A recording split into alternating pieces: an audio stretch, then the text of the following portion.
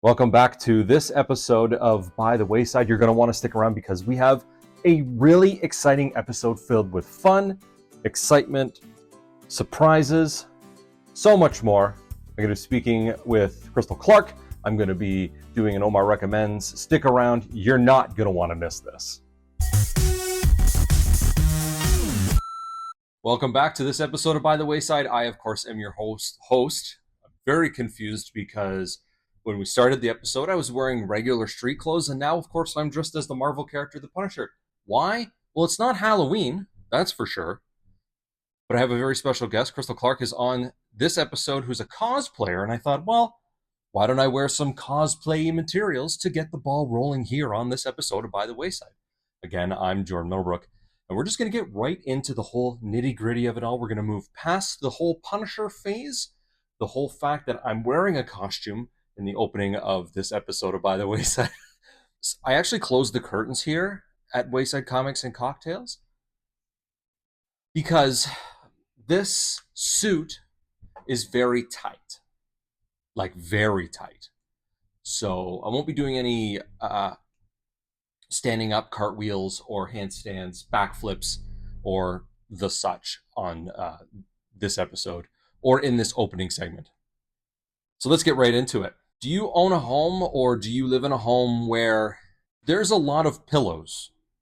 If there's anything you need to know about me or want to know, is that I don't like clutter and I hate pillows. Why do you need so many pillows around the house? It feels like an invasion of my comfort. And I know some people feel differently about that because, decorative pillows and usable pillows. I don't know the difference between a decorative and a usable. If there's a pillow, I'm using it for something, but I don't need 6 pillows on the couch, and I don't need 9 pillows on the bed. That's just my perspective on it. I'm not a big pillow guy. Same with blankets. I don't understand why there's so many blankets in the house. But just to kind of sum it up, my wife buys a lot of pillows. That's not a lie. That's a fact. That's a hard, cold, and terrible fact that my wife buys a lot of pillows. Sometimes they lean maybe more towards her aesthetic, cottage core. Allison, I know you're here. You don't have to turn around or anything, but would you say cottage core? Yeah. Okay, my wife says, yeah, her aesthetic is cottage core. Doesn't matter because there's a lot of dumb pillows in the house. It's just yacht club chic, she yelled out from the background. Still, it's dumb. Why do we need so many pillows? That's what I'm getting at here. So because I hate all of the pillows, my wife wanted to create an inclusive environment in our home to make me feel a little bit more at ease and to let her know that she does think of me when she purchases pillows. Before I get into the sort of the bulk of what I'm getting to, if you have a bunch of pillows in your home, or if you don't like pillows as much as I do, I encourage you to send me a distinct message. Head on over to the website, waysideshow.com, and send me an email. I'm pretty sure the email will pop up here as well. I want to see your pillow collection. I want to hear about your pillow collection. I think it's important that if you're one of the individuals like myself who hates pillows or hates an abundance of pillows, reach out to me. We need to start a club, #NoPillows. No, #LessPillows. And after saying pillows so many times, I wonder if I'm even saying it correctly. I digress. I want to get into the bulk of this whole thing. My wife wants to include me in the pillow purchasing, and so she has gone out of her way and actually purchased me some pillow casings, and they're dotted around the house. She does think about me and that I live there too. So the first pillow is one of the more recent purchases. This is this Ace Ventura pillow case from Ace Ventura 2, and if you've watched the episode in the past, you know that Ace Ventura was the building blocks to how I've created myself. Loud shirts, over-the-top antics, Canadian, and this is how I actually eat my dinner. So, there. This is an awesome pillow. This is the most recent purchase, and I absolutely love it. So there is one more pillow out of the 1,700 pillows that we have in the house, just to give you an idea of how the ratio works. This is a great pillow. This Godzilla pillow that is in the style of Van Gogh's Starry Night, I think is just the tops. If you also know me, you know that I like my Jim Carrey and Ace Venturas. You also know that I love my kaijus and I love my big monsters and my big robots. This Godzilla pillow represents me to a T on the whole, and you know that I live there when you walk in and see that. If you had walked into my home and they're just like, or we sold our home and you walked in, didn't know I lived there, you'd be like, oh, what a lovely home. I love the 1940s look of the build of this house. And you look at this building, you go, oh, Jordan lives here. Host of By the Wayside, Jordan Middlebrook lives here. So this is a great pillow. It's a fun pillow. It does all the things you want it to do. Sets you apart from every other pillow purchaser on the planet. Whoa, that was a lot of peas. Allison, did you hear me do all them peas? No. She didn't hear. She didn't even, I think she's got her headphones in. She's doing some work in the background at Wayside Comics and Cocktails in Newmarket, Ontario. This Punisher suit is so attached to me. It is like a second skin. It's very warm. Stick around because we've got a really great episode, like I had said off the top. We got a really great episode. I'm going to be speaking with the cosplayer, Crystal Clarke, and Omar is around somewhere, and we're going to get him to recommend something amazing. Don't go anywhere. Oh, I might have to change. Woo. Welcome back to this episode of By the Wayside. I, of course, am your host, Jordan Middlebrook, and we always talk about comic book creators, writers, artists, and the such.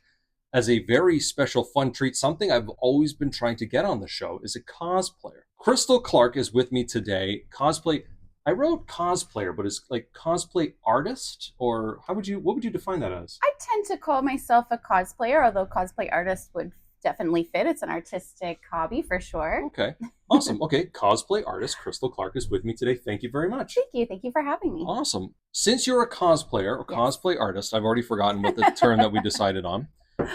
I didn't know when you were coming in today to Wayside Comics, I didn't know what to expect when you came. I know we had spoken through distinguished messaging about, should you do this? Should you do that? Would you like me? And I, comfortable as you want. I had half expected you to show up in cosplay. So, as a special treat, I did this.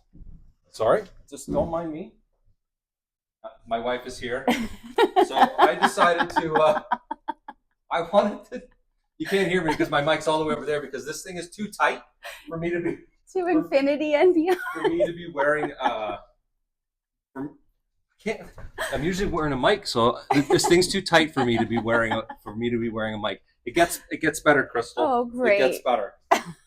All right. I should have come as Jessie. So I don't know how copyright law works. So right now I'm just Space Man. Yes. There we go.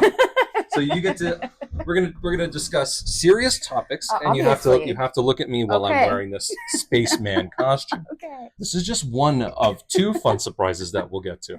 Okay, Crystal. I don't know how serious you're gonna be able to take me now. What is it about cosplay that appeals to you? Well, to answer that question properly, I'm going to get into how I got into cosplay in the first place, because it was not an intentional hobby that I sought out. I came across it quite by accident, actually. So 2019 London Comic Con, my uncle is an artist, and so he was going to be guesting at London Comic Con, and he said, hey, you live close to there, you live in Toronto, come out and spend the weekend with me and help me at my table. And I said, great. Should I wear my Halloween costume? That is Wonder Woman. And so we decided I would spend some time wearing his logo at the table and some time going around as Wonder Woman. And as soon as I left the table and was walking around, another cosplayer came up to me and said, Wonder Woman, we need you. Do you know about the DC shoot at 2:00 outside? And I'm like, no, I have no idea about this. And he's like, okay, we need you at 2:00 outside. And I was like, oh, okay. So I went out there and peeked out to make sure it was not just, one creepy guy that told me to go out behind the building. So I'm like peeking out, and security's like, are you going? You coming? I'm like, I don't know yet. Hold on. And then I see there's like 200 cosplayers outside, and actually still the biggest shoot I've ever been to. Oh, really? To this day. And so I went outside. I find this guy, and I'm like, what do I do? And he was like, just wait. The photographers will tell you what to do. And I'm like, okay, so is the convention organizing this? And he's like, no. And I'm like, are you like, who's organizing this? And he was like, just us. We're just all friends. And I'm like, well, who's paying these photographers? He's like, no, it's our hobby. We come as cosplayers. They come Oh, as cool. this. Yeah. We do it together. Where do I find these pictures tomorrow? Is essentially what I want to know. And they were like, hey, Wonder Woman, we need you at this DC versus Marvel shoot next week. And Oh, I'm dang. like, okay. So I show up, and that kept happening. We need you at this thing. Can you do this other character? And then one day someone was like, so how long have you been a cosplayer? And I was like, oh, I'm not a cos. And someone was like, oh, sweetie, that's that's exactly what all this, you are a cosplayer. Interesting. Yeah, I had no idea. Oh, you stumbled into it. I very much stumbled and was pulled and held and kept it. I can't let me go. And so what did I love about it? I just loved, it was new, it was exciting. I love to be creative. I was always the person, I'm an October 28th birthday, so close to Halloween. So I would always throw a Halloween party and make my friends dress up. And then I would be the one, can we pose? Can we act out this scene? And they'd be like, oh, come on, we dressed up for you. And so I found my people of weirdos that's good. that like to do this. You know, Crystal, this is on television. You called a bunch of cosplayer weirdos. I didn't say that. I did not say that. I love being a weirdo, and they're my fellow weirdos. To me, there's no better compliment. I'm going to change your name tag to down here. That's going to show up to fellow weirdo. Fellow weirdo. I agree. I accept. And so, what did I love about it? Sorry, what did I love about the community? The community. Okay, Crystal. So before I ask you the next question, I want to go to the next surprise. Okay. Because it requires my computer. Okay. And as you know, I'm wearing my one of two cosplay items right now. Costume play. So let me just open this bad boy up. I didn't prepare that part. So this, oh man, this is my one cosplay from 2018. That's me. Oh, that's great. So that will come up so that everyone can see that. I think that when you see a picture like this, you think I'm about to, and it doesn't live on the internet. I can guarantee that. But it will now? Oh, crap. I didn't even think about that. Oh, for goodness sake. Welcome to the internet. Oh, crap. That's great. Crystal. Yes. If there was something about cosplay you could tell everyone, what would it be? Few things I would say. Number one, it's a great community. I mean, like any community, there's all different aspects of it. You know, I just gravitated to the people that were there for the joy of it, and I was really taken aback by just how inclusive it was, and as I say, how much I was, you know, being asked, just come to this thing, like come to this next thing, and all of a sudden I had this community around me. And so when people were saying this, like just stay away from the drama, I actually had no idea what anybody was talking about. I was oblivious to it, and I continue to try to remain a little oblivious to it, like, you know, unless it's a situation where you really have to like stand up for someone and something moral. Those pockets do exist, of course, like any community of, like, you know, the gossip groups or those that think that they're elite and like to gatekeep or put other people down, or put down, like, there's one way of cosplay. There's not. You can buy a suit and come with the spirit. You can put something together from things in your closet. One of my favorite things to do is just closet cosplay, which we did during the pandemic. So I just met this group, and every Wednesday we would do a hump day cosplay on Skype or whatever.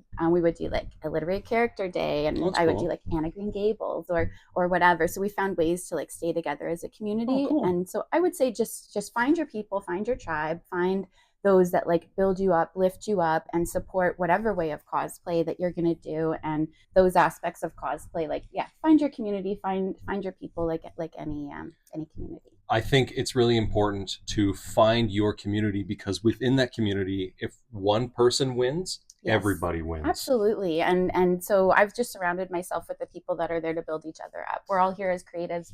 We're all here to have fun. We're here to build a community. And if you find yourself getting pulled into things that are not part of that, just find your way back to your people and stay grounded in who you are and your values. Well, that's really good advice. Thank you. It is really good advice. Thank you. Speaking of cosplay, which is what you're here for, Crystal, what's been your favorite cosplay that you've done? And now I know you're the first guest on By the Wayside that's brought props. And let's just get right into it. So what's your favorite cosplay that you've done? Okay, so I'm going to say a couple. My first one, as you know, was Wonder Woman. It was just a Spirit Halloween costume. I've done pinup Wonder Woman, which I've just put together out of things I've like grabbed and put together. Or we did a boudoir shoot one day, so I did boudoir Wonder Woman. So she's been a lot of fun, and just like I love doing empowering women. Cool. So some other ones that have been fun for me, because I like getting to play a different character. So Wednesday Addams, Scarlet Witch is definitely a fan favorite for sure. So just getting into that like kind of serious, like mischievous look is a lot of fun. And then another favorite of mine, one of my childhood heroes. Yeah, here we go. For the honor of Grayskull. If Masters of the Universe yeah, Masters of the Universe is a big deal. A lot of people it's a huge deal. love the characters, and to have someone cosplay it. Well, you saw my one. I was Leonidas from 300. Nowhere near the body that's needed for He-Man, so I've never been He-Man. She-Ra, that's awesome. I really like this, especially when you can take something that you loved as a child, and then as an adult, you go, I can be that person. You talked about when you dress up as characters. Yes. When you cosplay as characters at different events, you get to be them. It's almost like acting. It's like absolutely. It's like a real time play. Yeah, you get to embody it, and you need to be aware. There's kids that are around that think you are that character. So at all times when I'm in the costume, I am embodying that costume. Yeah. If I'm taking a break, it is out of sight. If I'm getting out of character, because I'm there for the kids. Yeah. So to get to take one of my childhood characters that was just such a source of empowerment for me. I mean, we started out, me and my brother watching He-Man, and then when I found She-Ra, and so it was great. Me and my brother watching this, brother and sister. We would watch them together. And so when it came to building, like fully building my first cosplay that I was going to build myself, like I put things together, like hand sewn little parts of things, or, but this was the first one that I have built. So it was such a learning curve. It's very cool. Thank you. Learning to use both EVA foam, thermoplastic. So this is completely encased in plastic. Wow. Learning how to connect things. Oh, dang. Well, that's like a surprise. Yeah. Oh, that's so cool. It's for travel. So there's plumbing fixtures in here. Oh, wow. It's really like in depth. Yeah. A lot of engineering. Yeah. It took a lot. There was a lot of little pieces, a lot of contact cement. So when you go to make cosplay costumes, or it's okay. When you go to make the costumes for cosplay, you really do take everything that is within your grasp, or things that you can use to sort of upcycle and create new costumes or add pieces to an existing costume. Absolutely, because I had no plan to put this there. It's not on the sword, but there was this hole afterwards. I'm like, how am I filling this? Am I just going to cover it off? And I'm like, oh yeah, those knobs I never used. Necessity. Yeah, let me do that. Now you have the sword. Yes. Now I know that in the box here you have a few other items. Can we see those? Absolutely. A, I want to put them on, or B, maybe you can put them on. So I woke up very early this morning to fix my tiara because I had put it in my purse. Oh. I broke one of the wings off. So I fixed this with my contact cement this morning. It actually fits best when I have my wig on, because I made it to fit my wig, but I recently modified it to make it a stronger headband. It's very cool. Thank you. It's almost as good as my headpiece. Almost. I don't feel too like you're showing me up now. Then I give you the terrible, you step up into the excellent, and then you make it that much better. This is my belt. So this is industrial strength Velcro. I didn't know there was. Can I? Yeah. I didn't know there was an industrial. Yeah. Oh, wow. You got to get it at a hardware store. This is all just sheets, different length or widths of EVA foam. Oh, okay. These are the things that you put on the bottom of your chair so you don't scuff the floor. That's pretty smart. Yeah. That's really smart. Yeah. So you just kind of use everything. So there's my belt. Yeah, that's pretty rad. And when you're building it. Oh, here we go.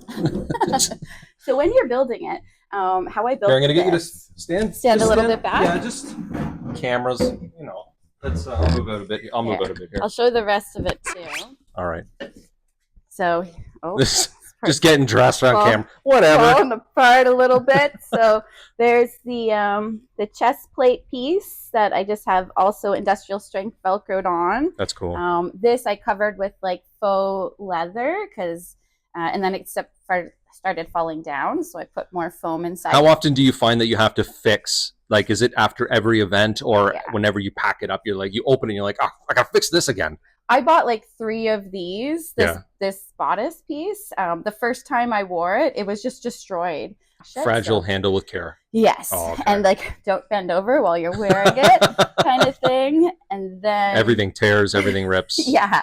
And then these are the arm pieces that I like molded to my arms. And very cool. How am I going to attach that? So I just stole this from another costume. Awesome. And yeah, so that's how that goes. But when I made, all right, so what I did was I took plastic wrap, wrapped it around my entire self, then duct taped it, because you want the duct tape to stick to you, but you want it to be rigid. Then I drew on it where I wanted this to go. Okay. Cut right down the middle, then cut out the pieces.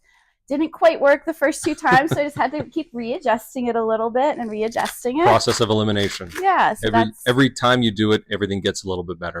So yeah, these are some of my things. So if you want to explore some materials, you'll want some EVA foam. I covered it with thermoplastic. You want to make it as durable as possible, but it needs to be lightweight as possible, because you're going to be potentially be wearing it all day, and it has to travel. Yes. And don't leave it in your hot car. Don't leave it in your hot car. I traveled across the country with this. So I was a guest at Freddie Beach Fan Fest, and I was making this for them. I finished it at the Airbnb in Quebec. Oh, wow. I was up all night spray painting. The guys were like, "You sure this is going to be a cosplay in the morning?" It was just pieces. And I'm like, "Yeah, but you guys are driving the rest of the way." There. When someone takes the time to include you into their quote unquote family / community, it's really important. It leaves lasting memories. Yes. And then you get to come on shows like this and say, "This is my favorite event." Yeah. I will never not travel to that convention. And so because they invited me as a guest and they treated me so well, I wanted to create a brand new cosplay for that. And yeah, so I'm still doing it on the way there. Awesome. Do you have a favorite fan interaction? Absolutely. Also at Freddie Beach Fan Fest. I'm sensing a running thing here. Yeah. So when I was at Freddie Beach, I was, I think it was the first or second time I was there, I was dressed as Wednesday Addams, the original Wednesday Addams with the braids. And all of a sudden I just felt a tugging on my dress. And I looked down and there was a little 3-year-old girl dressed as Wednesday Addams. Oh, that's cool. and she just wanted to interact with me. And so we had an interaction. We took a picture together. And then a little while later I look and there she is. And her mom's chasing behind her. And she's like, "I'm so sorry. She just wants to follow you around. She just wants to be with you." And I said, cool. "That's okay. Come, you can be with me." So we hung out the whole day. She was kind of quiet to start, but just wanted to be there. Then she wanted to walk across the stage with me. I was in the contest. Oh, that's cool. And people were like, "No fair. She has a living prop." And so I did win, and there wasn't a child category, so they created a judge's favorite. Cool. That's really cool. Yes. What fun! That's a great story to tell too. Yeah, and so she comes back and sees me every year. So this year she came back. Cool. She hung out at my table with me. 2025 has just started, of course. Yes. Do you have anything exciting plans for 2025 with your cosplay? So I actually tried leading into 2025 to not be thinking ahead and slow things down a little bit. So now that it's here, now I'm starting to think about it. So I recently guested at Toronto Game Expo, and they're going to be having a spring show. Crystal, before we end this segment, you had mentioned to me before we started recording that you're also an author. Did you? And I know you brought your book. Yes. Or I just spoke at a turn. I didn't. That's okay. Is that your book that you brought? Yeah. Okay. I have 2 different books here, actually. Okay. To talk about. The Anxiety Workbook for Kids. Let's take a look at that. That's important. Can you touch on that briefly? What is this? Yeah, absolutely. So in my day job, because cosplay is my hobby, I'm a child and family therapist. So anxiety is hugely prevalent. I grew up with anxiety. Most people struggle with anxiety at some point. We all have it. And so I was working with so many kids with anxiety, and I found I was making their own individual workbooks for each of them with a lot of common elements, educating around what is anxiety, building a language for it, getting to know their own experience of anxiety, the triggers, the body cues, and then working into addressing those, whether they're fears and anxieties based in reality or ones that are imagination. So it says, take charge of fears and worries, using the gift of imagination. As a cosplayer, that must really work out well. Yes, exactly. Always bringing the imagination and creativity into everything. And so, yeah, there's just different strategies there for working through the thought process and relaxation and things like that. Yeah. And at the beginning of the segment, yeah. You had spoken about your uncle had asked you to participate at his table, and it's an interesting story about how you started with your cosplay. Yes. Can you touch on that? Absolutely. So my uncle Sandy Carruthers, you can blame him for all of this. So he's worked on a lot of amazing things, and most recently he just came out with Dark Coast, So Dark Coast is a series of East Coast ghost stories, and it has a host. Her name is Dark Ness. And so my uncle said, can I make you the main character so that you can cosplay her? So this is the character that you cosplay as. Yeah. You're the start of your cosplay journey started as this character that your uncle created? No, so the start of my journey was at his table as Wonder Woman. Oh, as Wonder Woman. But now that I've gotten into it, he said, let's do something together. And so he launched this year at Freddie Beach Fan Fest, and I was dressed as Dark Ness when he launched it. Yeah, a lot of fun. I like that it stays in the family. Creativity stays in the family. Absolutely. I think that's really cool. Yeah. Crystal, I can't thank you enough for coming in today, speaking with me, letting everyone in on the imaginative process of cosplay.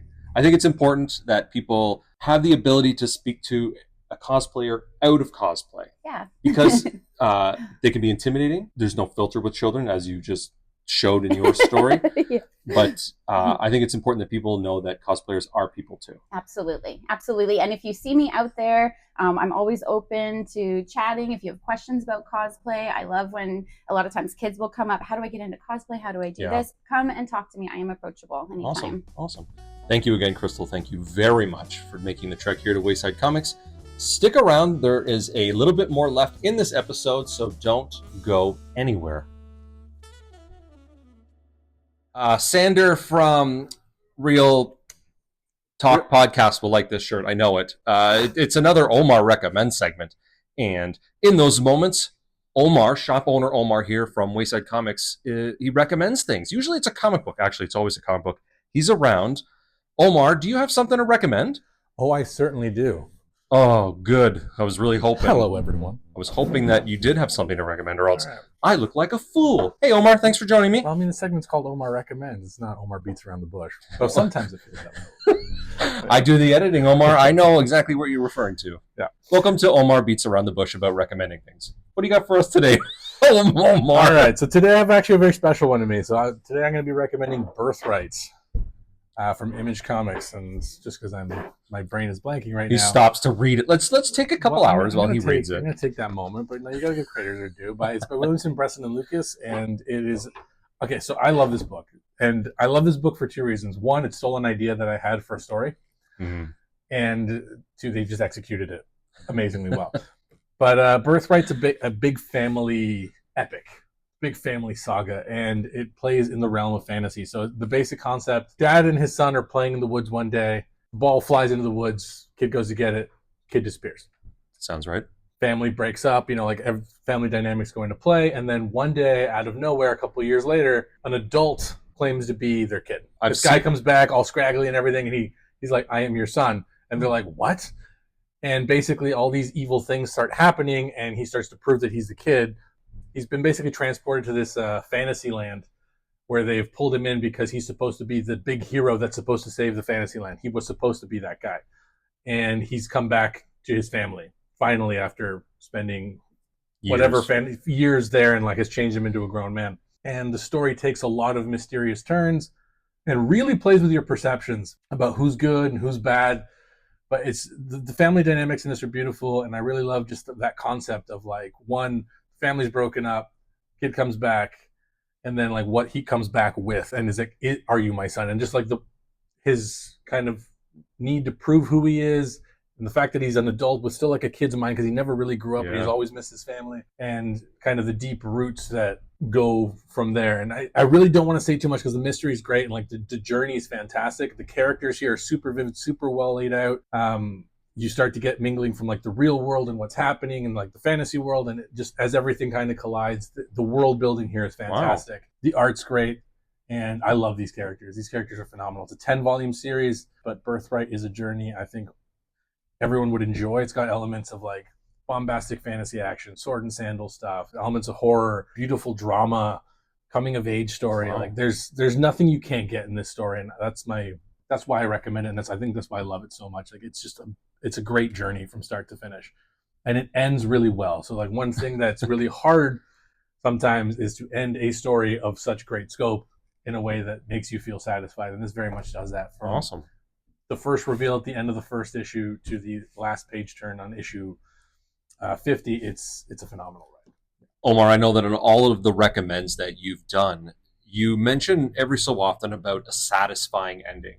And any of the recommends that I've taken from you, I can give you the 100% stamp Jordan approval that your recommends always have a satisfying ending. I look forward to adding this to my collection to read. This sounds really exciting. It's a great book, and like you said, the biggest thing I think when you're doing a comic book, especially like issue to issue, or even like when you finish a series, is the best thing a creative can do, even if people don't get it or if it's confusing, is to leave an impression.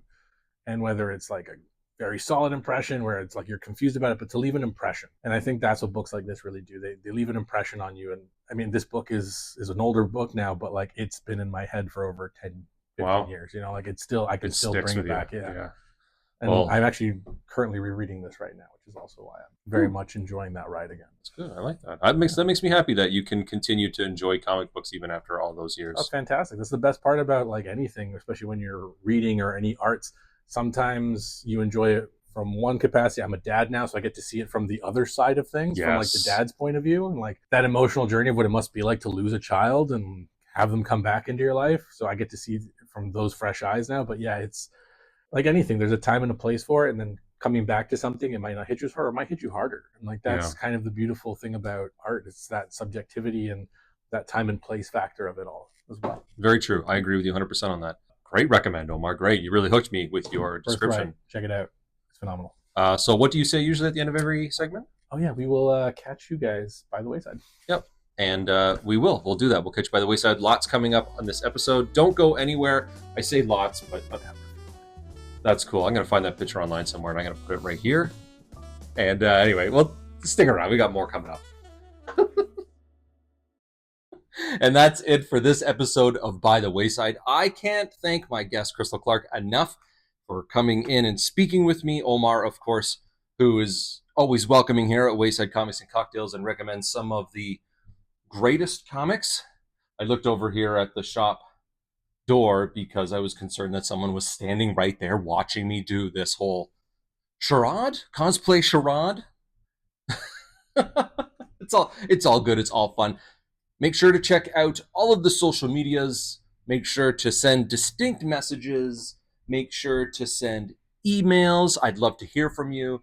To all of my internet watchers, thank you very much. To all of my television watchers, thank you very much. I do this for you because sometimes I like making a fool of myself. And on that note, I got my pillow. And Daddy's going to bed. That's right, I said Daddy.